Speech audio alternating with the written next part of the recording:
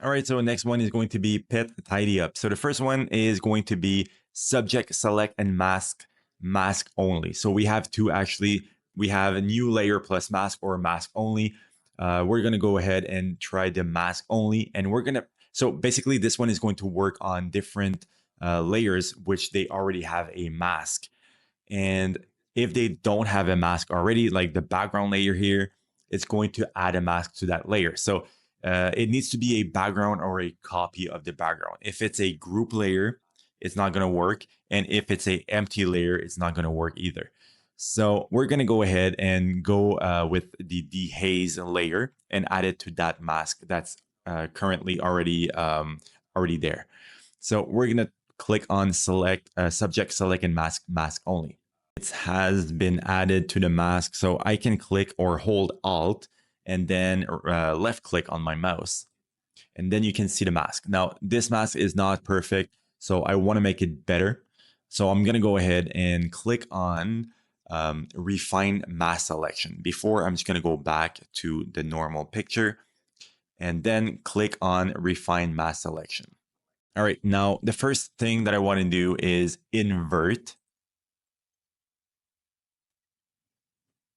And I'm going to clear the selection. Instead of manually try and fix that, I'm just going to clear the selection and go ahead and go up here, select subject. So it's going to automatically select the subject, and it usually does a pretty good job. Okay, next is going to be refine hair to make it even better. So at this point, if it still doesn't look good, then you can go ahead and brush it yourself around the subject.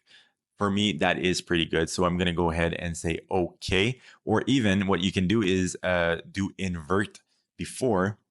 So this way, when it's added to the mask, it's going to be inverted just like it used to be. All right, that's good. And press OK. And then you can look at your mask and it looks pretty good. All right, so now your subject is masked out. So if I bring up the opacity, you can see that it's only affecting the surroundings. So I'm going to bring it down back to 20%.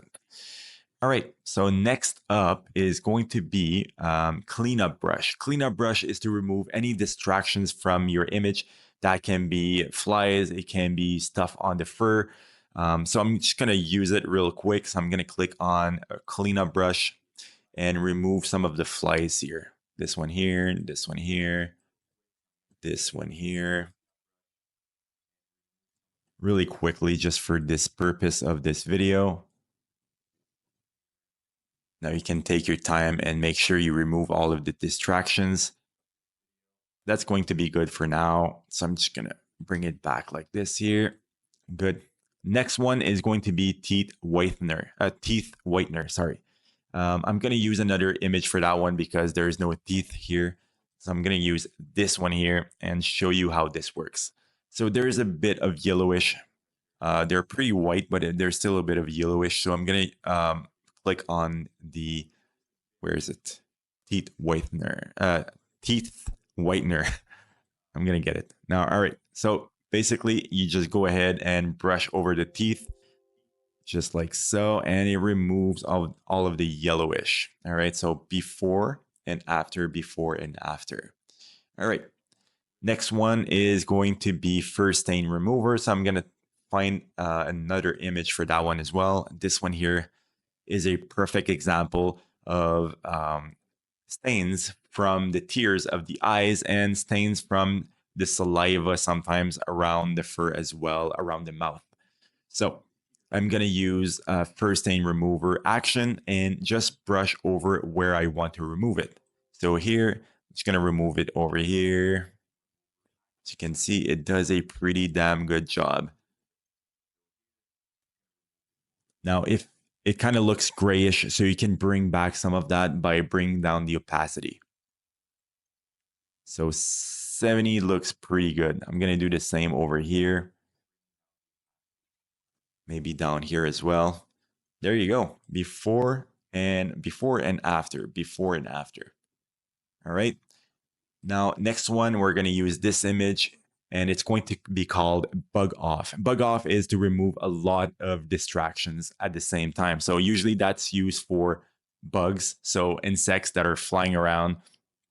So on this image, we do have quite a lot of mosquitoes going around.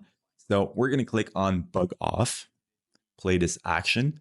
And this is going to be used only for the bugs on the background and not on the subject. Okay. So if I go ahead and just brush around all over the place where there's bugs, it goes really quickly. As you can see, it can just brush over really quickly instead of going one at a time, right? But if you use it on the subject, it's going to look weird. I'm going to show you. So this part is not that bad. Okay, so on this image, it doesn't look that bad, but here you can see it kind of blurs it out. So we don't want that. So for bugs on or distractions on the subjects, I would use the cleanup brush. All right. And yeah, so I wanted to say something else about that one, but I don't remember. Oh yeah, so you can make it. So there sometimes, depending on the image, it might not look that good. So this one looks really good, but if it doesn't, you can see here there's a smart filter called dust and scratches. You can go and double click on this little icon here and change the opacity of that.